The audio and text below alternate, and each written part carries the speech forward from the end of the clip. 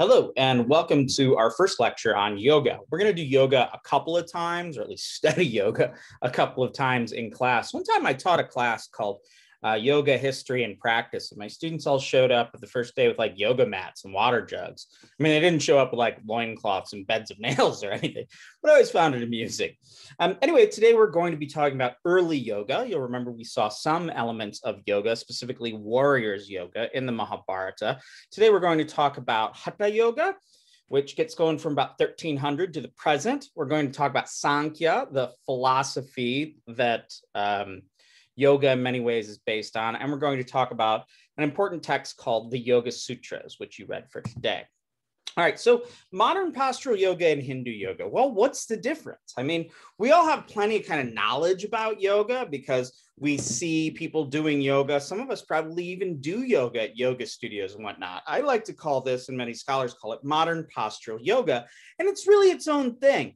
It's based on some Indian influences, but is actually more based on Western sort of notions of new thought, Swedish styles of gymnastics, military calisthenics, and a whole bunch of what we like to call body cultures or exercise cultures in the West. So while the style of modern postural yoga that we see now does originate in India, its influences, even in India, are predominantly Western. So this is the yoga of bendy bodies for health, with a vague notion of spirituality and hazy South Asian roots. It is yoga studios, it is yoga mats, it is yoga journal, which you'll find in every grocery store, and I had a subscription to for a year, and it drove me batty. And of course, the ever-present yoga booty. So you do yoga to look good in yoga pants.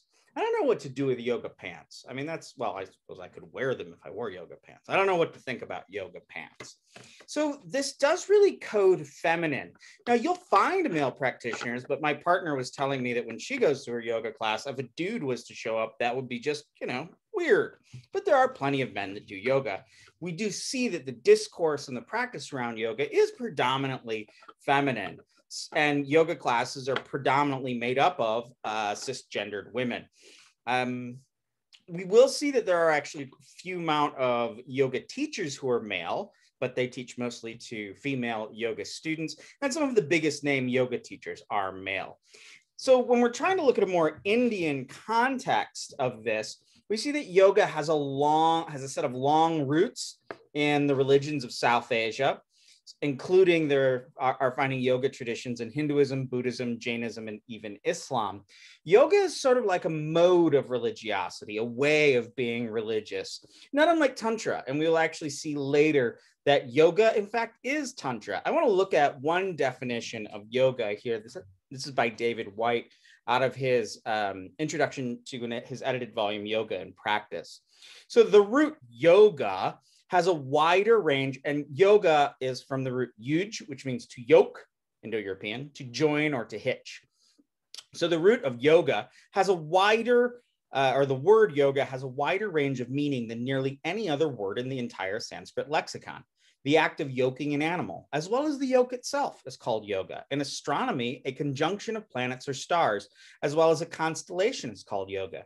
When one mixes together various substances, that too can be called yoga. The word yoga has been used or employed to denote a device, a recipe, a method, a strategy, a charm, an incantation, fraud, a trick, an endeavor, a combination, union, there you go, union, an arrangement, zeal, care, diligence, industriousness, discipline, use, application, contact, a sum total, and the work of alchemists. Big W, the big work, the great work. But this is by no means an exhaustive list.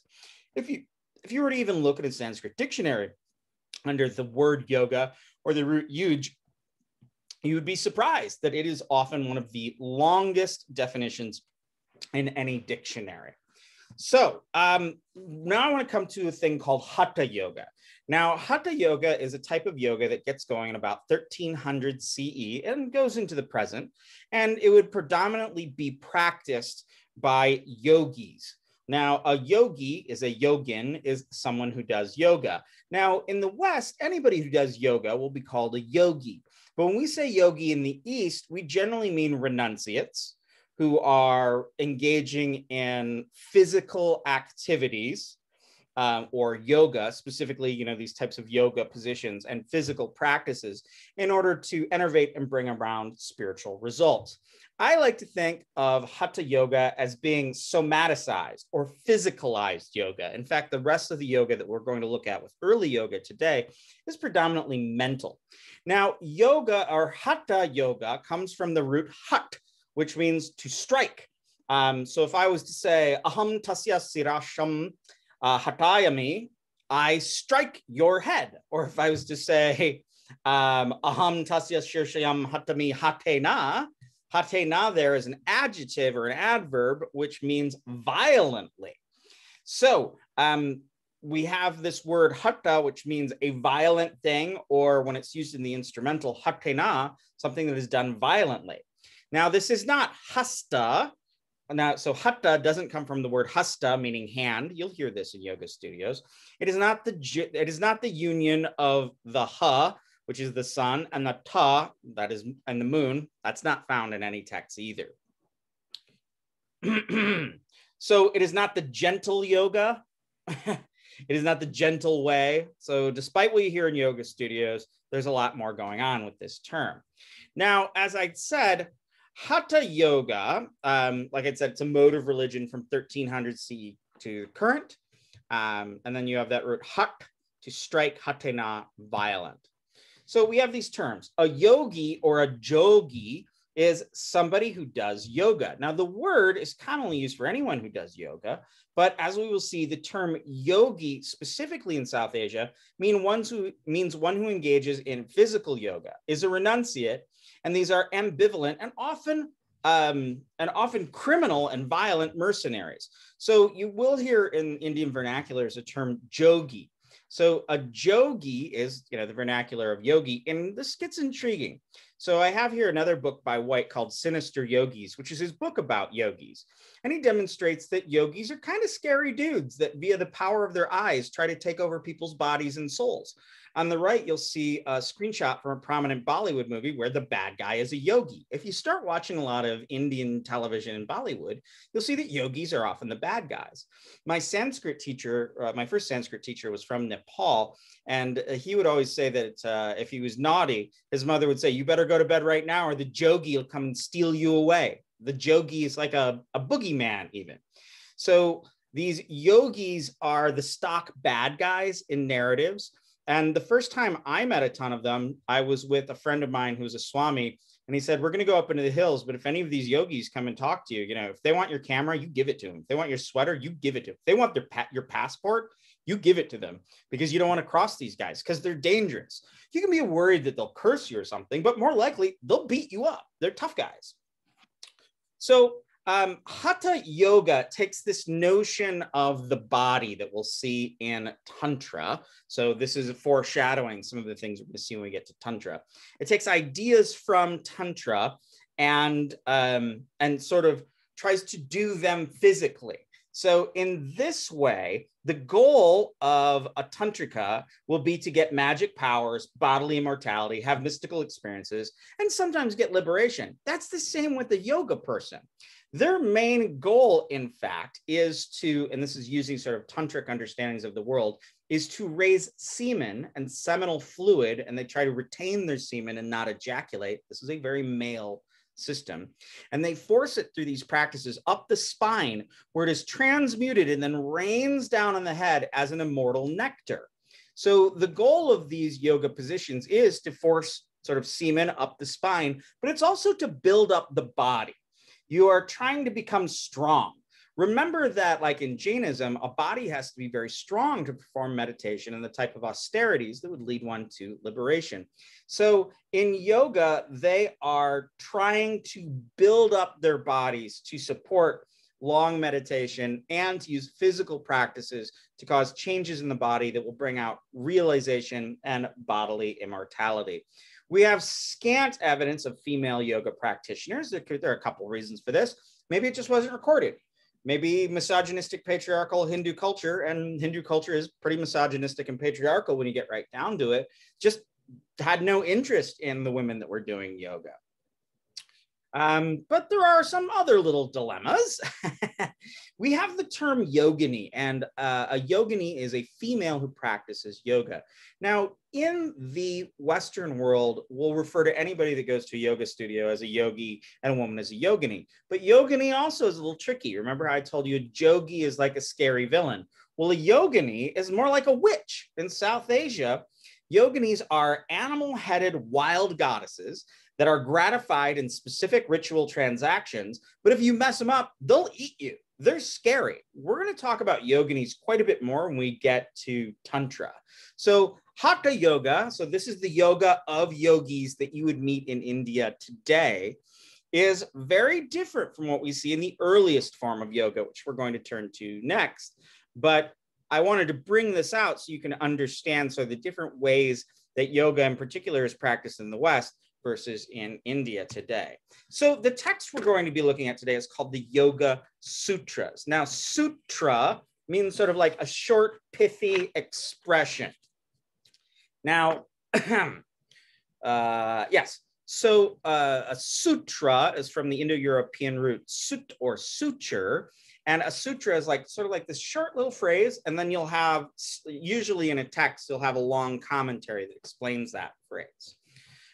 Okay, so the Yogasutras is a text that was compiled by some dude, we don't know a lot about him, named Patanjali. He may or may not have been a single man, or he might have been a lot of people, a lot of authors that were condensed together.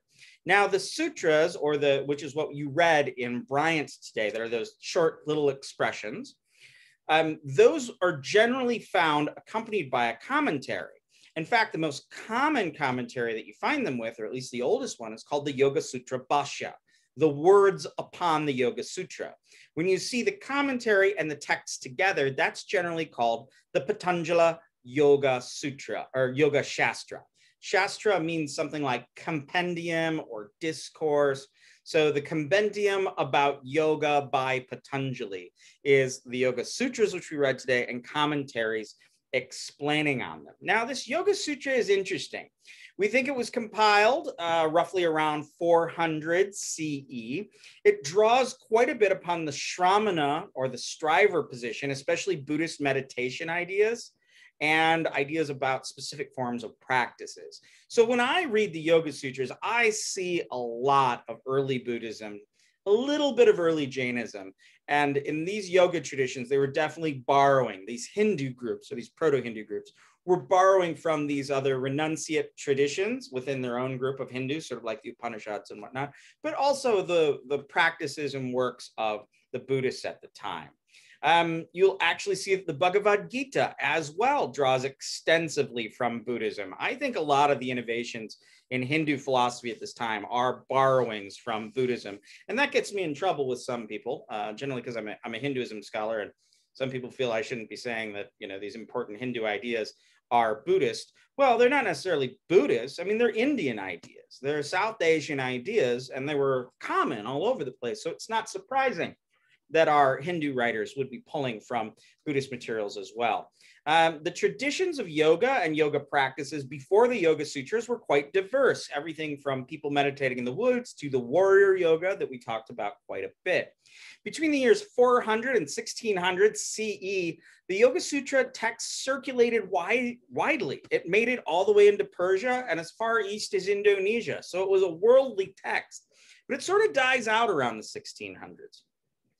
Most yoga discourse does not mention, in fact, so if you're reading a lot of texts about yoga that are post 1600, you won't hear a lot of mention of the Yoga Sutras. All of the descriptions of yoga in the Puranas, the sort of later scriptures that we're going to get to now, will borrow out of all sorts of texts, but the Yoga Sutras aren't one of them that's often cited. This text was rediscovered in the 19th century and became quite popular, and it is really popular now. In fact, at many modern postural yoga studios, people will actually chant this in Sanskrit. Arguably, this is the most translated Sanskrit text of all the Sanskrit texts. Now, what we see in the interpretation of the Yoga Sutras in the modern world is far removed from the Hindu context and from its early version that we are going to talk about today.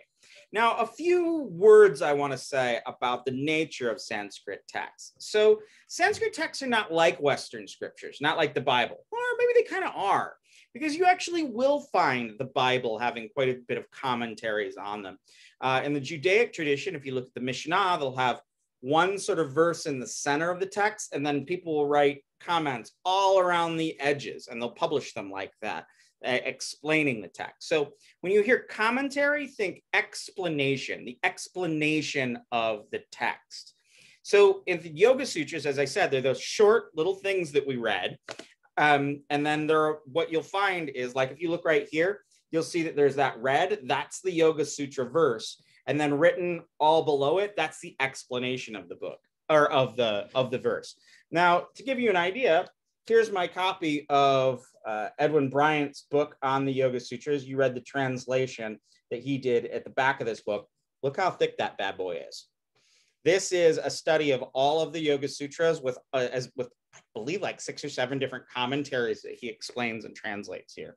So a commentary will often be much longer than the text is commenting on, because it breaks up every word and explains them, and then like explains the grammar, and then gives you philosophical understandings. It'll also quote other texts of relevance to what you are reading at any given time. All right. So Sanskrit texts are often a set of verses that are accompanied by a commentary that breaks apart the verse, explains and defines every word, and then glosses the meaning and gives more nuance.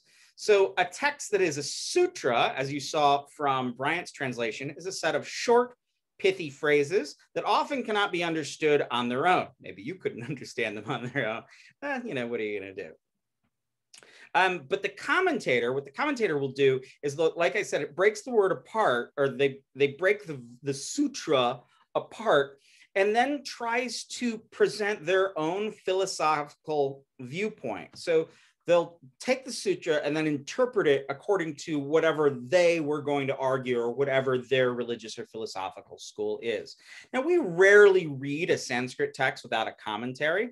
So, like, for instance, the Mahabharata is very long, but there are commentaries that expound on every single verse, explaining the grammar, telling you other things about this section, giving you quotes from other texts. So commentaries can be really interesting.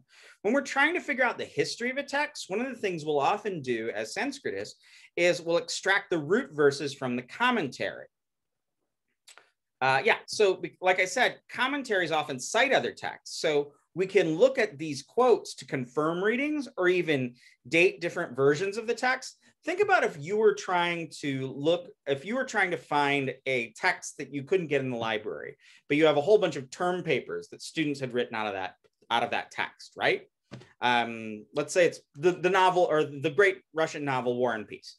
You go and you read a whole bunch of term papers that you can't get the book War and Peace, but you can pull out all the quotes from the term papers and try to reconstitute the text from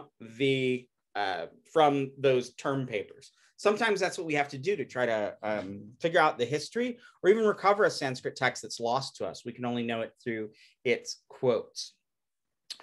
David White writes extensively in our reading for today about the different commentaries on the Yoga Sutras. He shows that the Yoga Sutra text has many different interpretations over the years, moving from non-deity oriented to entirely theistic, and I'll talk about that in just a minute. So when we look at the early Yoga Sutras, it's really not oriented toward deities, but when you read the later commentaries on the Yoga Sutras, you see that they're entirely theistic, and they talk about yoga being a means to realize one's connection to God, which we don't find in the beginning. There are Jain and Muslim commentaries. There are, of course, no Buddhist commentaries, because the Yoga Sutras kind of rip off the Buddhists. So why would Buddhists want to write a commentary on something that's already within their own tradition? So who is the author of this text? His name kind of means that which has fallen into the hands, or he who has fallen into the hands. His name is Patanjali, and he's associated with snakes and nagas. Sometimes, as you see here, he's depicted as a normal person. Other times, he's depicted as a half snake, half person. That's the nature of it. There are many Patanjalis in Hinduism. We have a grammarian, somebody that wrote on the grammar of Sanskrit. We have an alchemist. We have the guy that wrote the Yogasutras, and there are more. And some people will argue that this is all the same Patanjali, even though all of those texts were written at very different times. In recent years, there has come about to be sort of like a folk story about Patanjali, and this is spread by a lot of modern postural yoga figures who argue that yoga is in fact 5,000 years old when it's, I don't know, contemporary yoga is only like 100 years old. But here's the deal. So let me read to you this quote. This was actually written by a guy named, what's his name? A guy named B.K.S. Iyengar, who we'll meet again later. He's a 20th century yoga guru. And this quote is found in Light on the Yogasutras of Patanjali, which is an interesting book. I recommend it. All right, so here is this recent story of the origins of Patanjali. I'm stressing once again, you can't find this in any Sanskrit original. This is a modern tale. It's been recently written. Adi Shesha, i.e. Ananta, the great snake, remember Ananta and Shesha, who were the snakes that were the incarnations of Balarama, or Balarama was an incarnation thereof, Krishna's older brother. So Adi Shesha, i.e. Ananta, then began to meditate to ascertain who would be his mother on earth. In meditation, he had the vision of a yogini by name of Yogina, of Yonika, or of Gonika, who was praying for a worthy son to whom she could impart her knowledge and wisdom. He at once realized that she would be a worthy mother for him and awaited an auspicious moment to become her son. Gonika, thinking that her earthly life was approaching its end and that her desire of finding a worthy son would remain unfulfilled, now, as a last resort, looked to the sun god, the living witness of God on earth, and prayed to him to fulfill her desire. She took a handful of water as an oblation to him, closed her eyes, and meditated upon the sun, like that. As she was, this is actually called the Anjali, so the hands greeting, or the hands for offering things like to God or whatnot. So she's standing like this, making an offering of water to Surya. What could possibly go wrong? Karna might come. So she took a handful of water as a final oblation to him, closed her eyes, and meditated on the sun. As she was about to offer the water, she opened her eyes and looked at her palms. To her surprise, she saw a tiny snake moving in her palms, who soon took a human form. This tiny male human being prostrated to Gonika and asked her to accept him as her son. This she did and named him Patanjali. Patta means falling or fallen, and Anjali means hands folded in prayer. Gonika's prayer with folded hands thus bears the name Patanjali. So this is all new. Like I said, this is all new. And B.K.S. Iyengar wrote this story. He even built a temple to Patanjali. There were never temples to Patanjali, the yoga teacher, in the past, not until the late 20th century. So on this, I want you to know that there was no worship of Patanjali actively in South Asia until now, even though now we actually do see people doing this because of him being the author of the Yogasutras. Remember this forever. Myth does not need to be old. Myth making need not to be in the past. As one friend of mine always says, it's tradition once it's handed down once. So all I have to do is tell my kids one thing and say, we've done this since the dawn of time. They'll go, oh, my dad told me we did it since the dawn of time. And then it's done since the dawn of time. Tradition is made once something is handed down only once.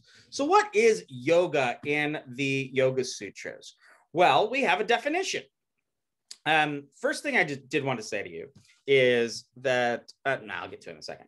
So the first definition we find at the beginning of the Yogasutras is the text writes, Yogaschitta vritti nirodha, which literally means yoga is the cessation, nirodha, of the turnings, vritti, like revolution, of the mind, chitta, from chitta consciousness. So yoga is the cessation of turnings of the mind. That already sounds a little bit different from what the yoga moms are doing at the yoga studios.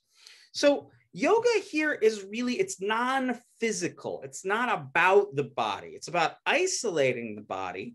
But its real goal is soteriological and gnosiological. What do those words mean? Well, they basically mean the truth will set you free.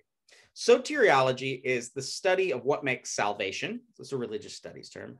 Agnosiology means that gnosis or jnana, the Sanskrit word, which is the cognate to the word knowledge, gnosis, jnana, or knowledge, will cause salvation or liberation.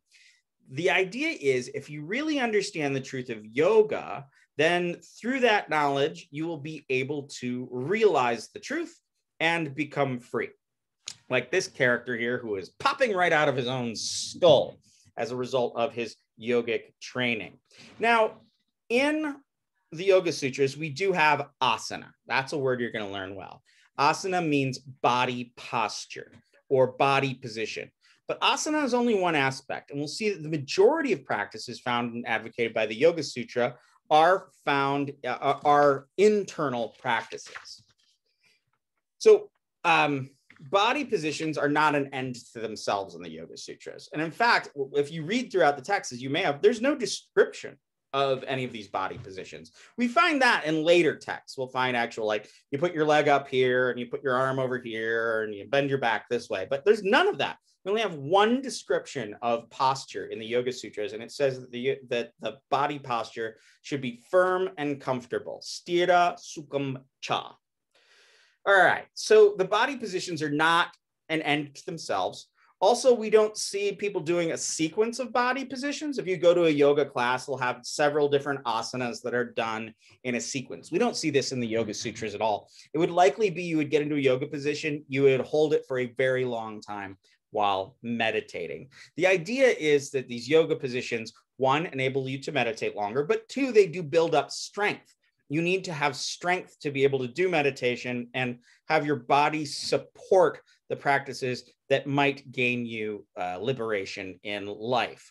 Also, it builds up the body for combat. For in fact, Hatha yogis are well known for working as mercenaries and even have their own form of martial arts that I don't know anything about. And I had a friend saying, has anybody learned these things? I'm like, well, no, because there are very few Westerners who are actually proper yogis in India. And these yogis don't really want to talk to scholars. They're not interested in us. But someday somebody will learn these martial arts and we'll learn more about them then.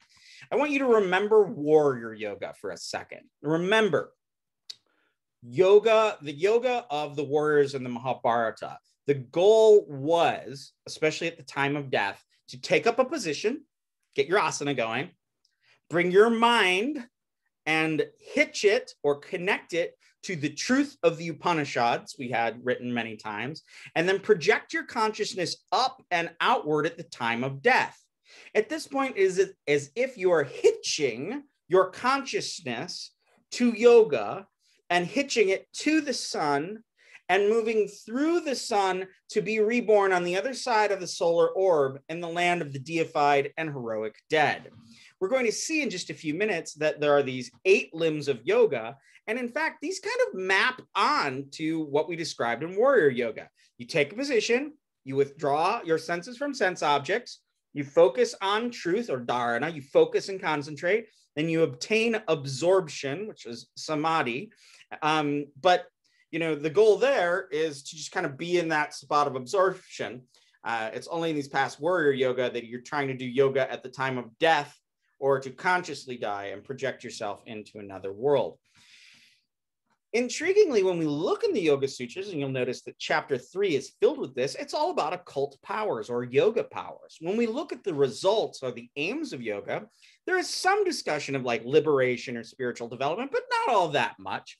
The majority of the results are, in fact, known as vibhuti.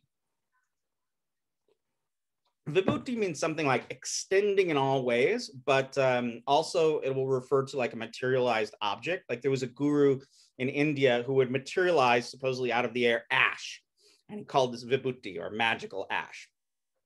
Anyway, so what is vibhuti? But they are magical powers. These can range from knowing the nature of the stars to bilocation, being able to put your body in multiple places at the same time, making oneself very large or very small. Like I said, the whole of the 3rd chapter is about these magical powers. I prefer to call these occult powers because occult means hidden or secret. So these are secret things that one can realize. Okay, so what are the 8 limbs of yoga? So there's a type of modern postural yoga, and you'll run across these characters. They call themselves ASHTANGA yogis. That means practitioners of the 8 limbs. The 8 limbs of yoga were originally found right here in the Yogasutras. Let's remember that the Buddhists also have a thing called the Eightfold Path. So there is an idea that this notion of an 8-fold sequence of stuff you're supposed to do in a religion comes from the Buddhists and gets taken up by these yoga people. You also see other systems with like 4 limbs of yoga or 6 limbs of yoga. Let's go through them real quick. The yamas and the niyamas, those are the first 2. These are the abstinences or the observances, the don'ts and the do's. So these are kind of like your ethics and preliminaries. So this is, it's kind of basic. Moving up, you have asana. Now, asana means a position or a seat. The only words we have, because none of the asanas are explained in the Yoga Sutras, is that it must be steady and comfortable. I always like to look at this picture of this guy meditating on the right at the bottom and say, yeah, he looks steady and comfortable. That's a good position to do mental yoga in. The guy up on the left looks anything but steady and comfortable. Pranayama. Now, pranayama is the exercise or the extension of the breath, or prana, which also means vital energy. So this is holding your breath, breathing in through one nostril and out through the other, like that guy's doing.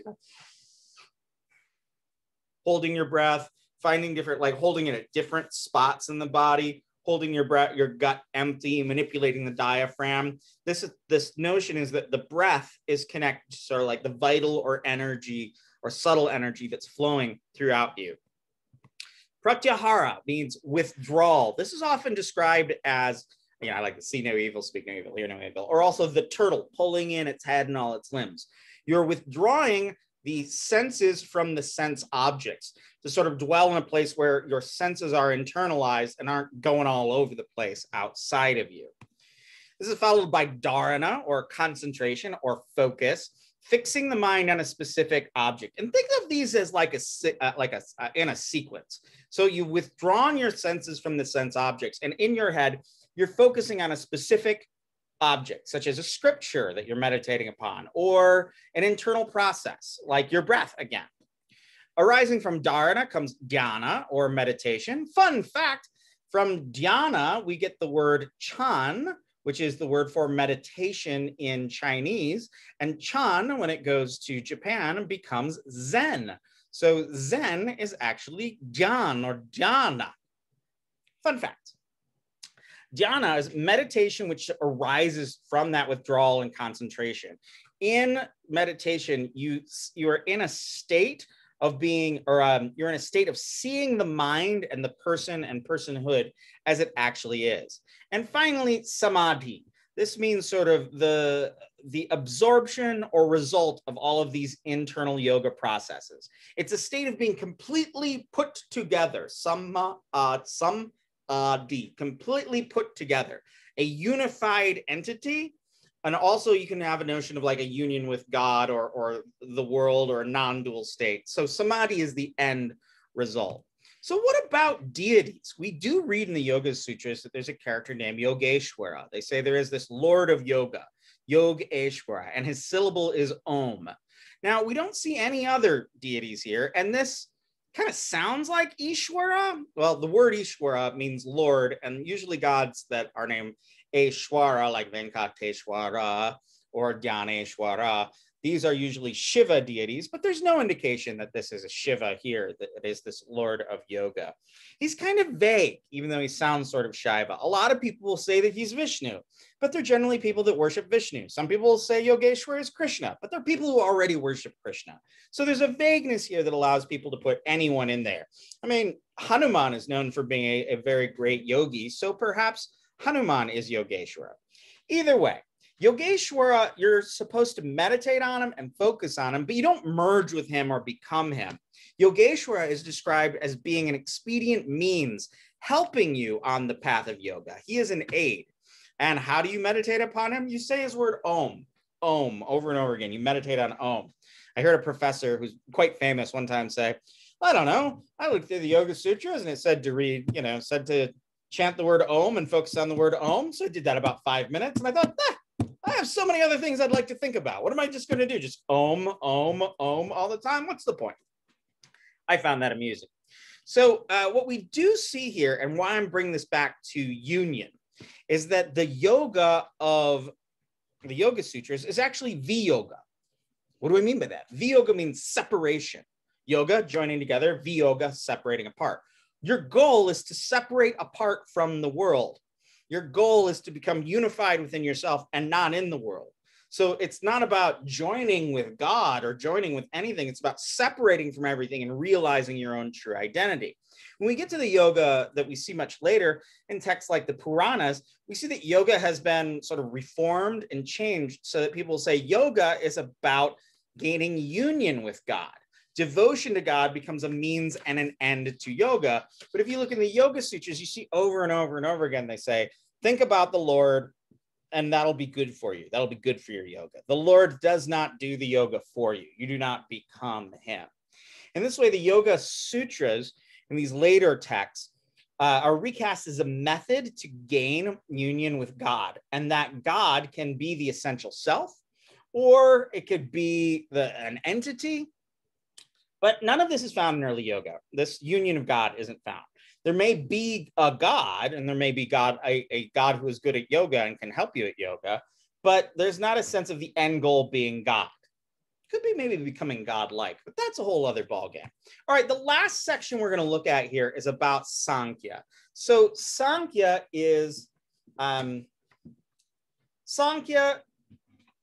school of Indian philosophy. The Indian philosophical schools, and there's 6 of them, are called darshanas.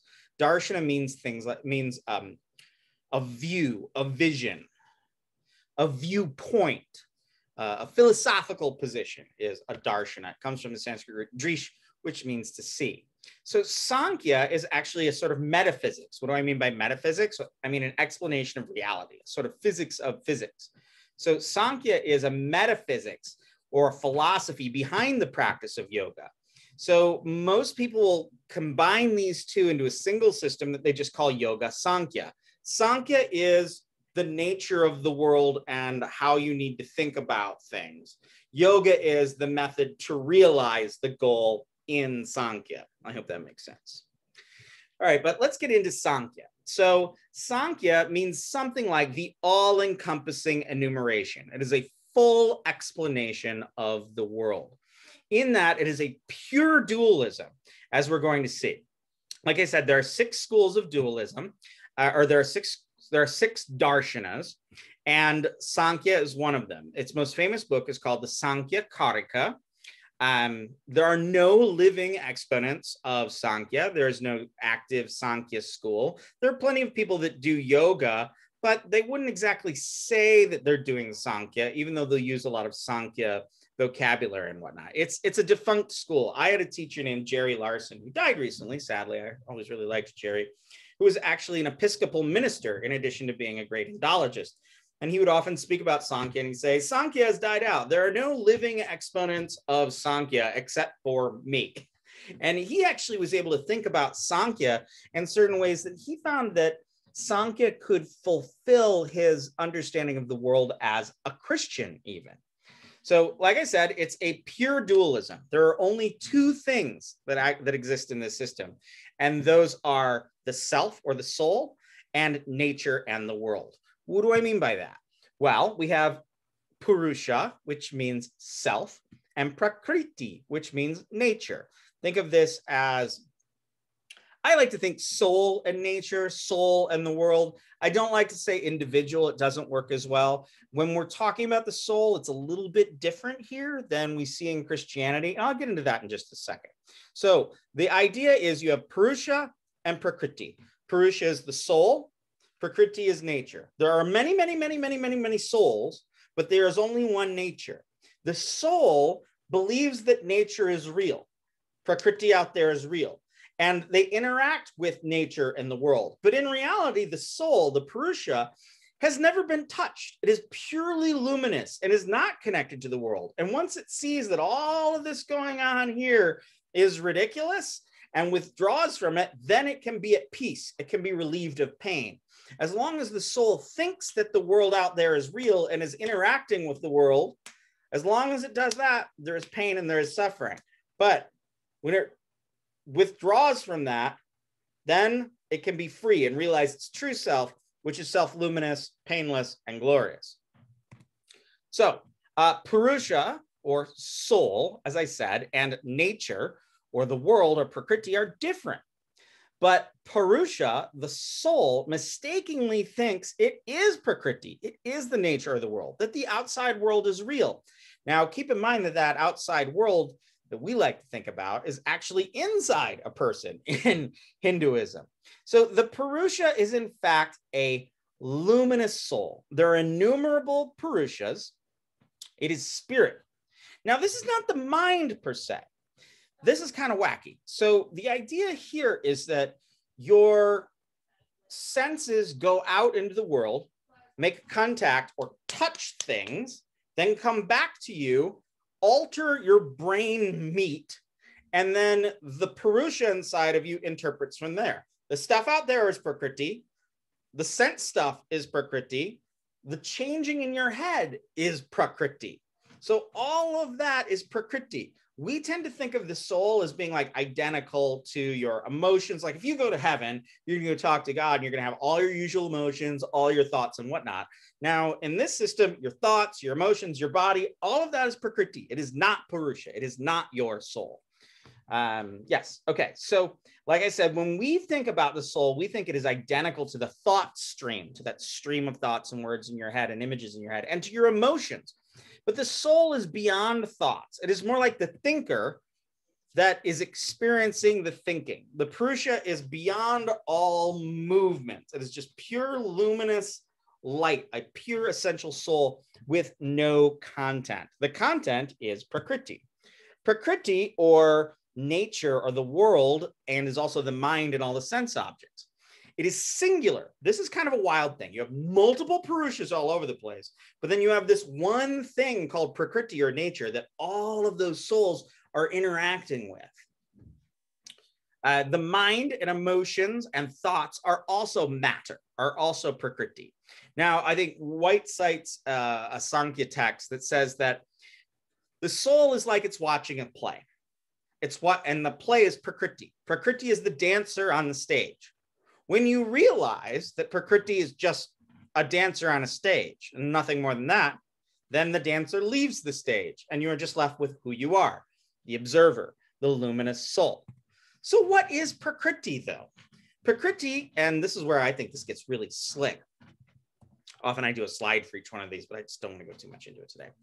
Prakriti is made up of 3 types of substances. They are called sattvas, rajas, and tamas. So sattvas are things that are pure, like knowledge, voices, light, thought, essential things. Now, we can also code this onto food, which I like to do because it makes a good point. So pure foods, such as vegetables. What are some Prakriti food, or what are some Purusha foods? When you're in India, you can talk to people who say they have a sattvic diet, which means they eat only things that are sattvas. And it's a very mild diet. And every time I eat it, I get really fat because there's like no spices. You'll see why in a second. Okay, so then you have rajas. So you have sattvas, pure light, knowledge, wisdom, stuff like that.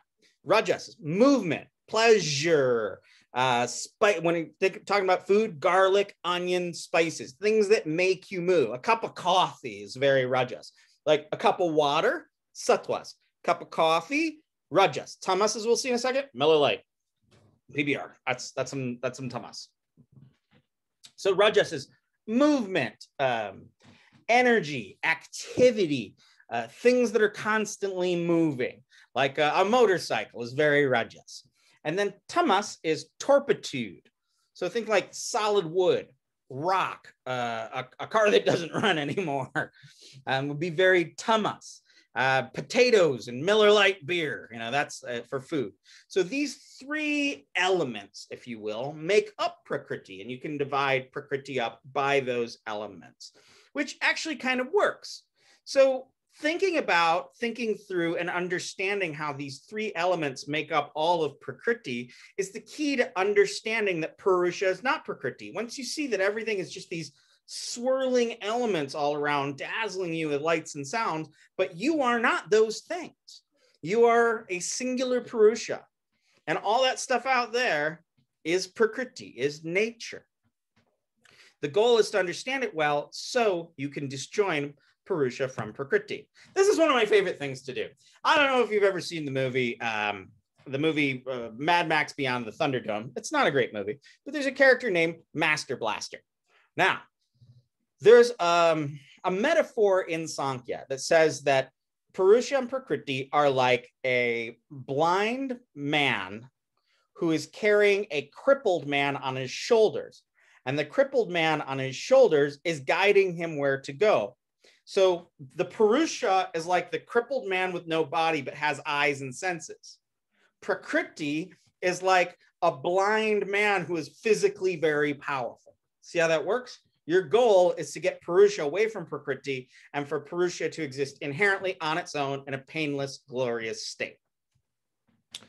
So there's Master Blaster, which has a very large, powerful, blind man. And you also have atop him, riding his shoulder, a crippled man who can see very well and speaks and does all the things. The senses and the body, if you will. Okay, so a little bit more before we finish up today. So one of the ways that Sankhya understands itself is to think about the senses. And the senses are like, how to say this? I want to think very quickly about the senses and the nature of the soul. So let's think of vision. When in Sankhya, you have your power of vision, it goes out, it contacts something, and it changes. So we think of, as we know from medicine, that light comes into our eyes, refracts, and then we make sense of this. They say your power of sight goes out, contacts a thing, comes back, brings a trace of that thing it contacted with, it made a sparsha or a touch with, into your head, change your head, and then the Purusha understands based on that change in your head. That's called your buddhi. So you have senses go out, touch a thing, bring it back, alter around in your head, and then you understand it as the Purusha. Same thing with vision. Your power, or same thing with sound. Your power of sound goes out, touches the music or the sound you hear, comes back, alters your head, which is also Prakriti, and then the Purusha experiences it by believing that it is actually the mind. This is a sort of sense metaphor that we find throughout Asia. In the Bhagavad Gita, you have a phrase where Krishna advises Arjuna to know the difference between the field and the knower of the field. So the farmer looks out at the field and he knows the field, but that's different from the field itself, the field and the knower of the field. So how does liberation work? Well, liberation is the Purusha becoming free of Prakriti. This is gnoseology. You get liberation through knowing things. So this is the philosophy side of yoga practice. So when you're reading all this yoga and this Yoga-Sutra stuff and this early yoga, think about what I've been describing for Sankhya, because that's the background for all of this idea. It's like Sankhya philosophy, yoga practice.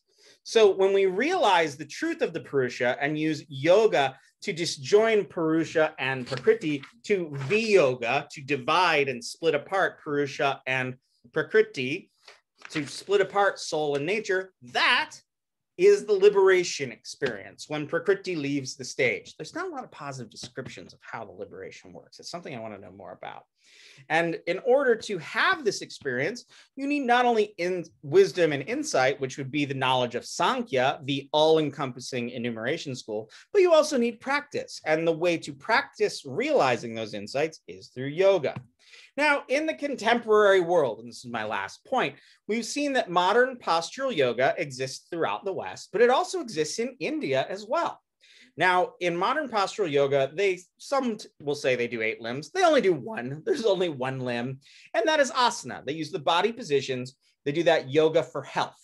Now, there are people that do yoga as a religion, but they're much smaller. We find them in India and in the West. This is very much a yoga of the body, and the notion of liberation isn't there. Modern postural yoga, however, in India has been claimed by Hindu nationalists and Hindu fundamentalists, claiming that it is essentially religious, it is essentially from Hinduism, and it is essentially from India, though the history of yoga shows that modern postural yoga was heavily influenced by Western lore and Western body cultures. So yoga is not as simple as a mat, a jug, and a minivan trip to the studio.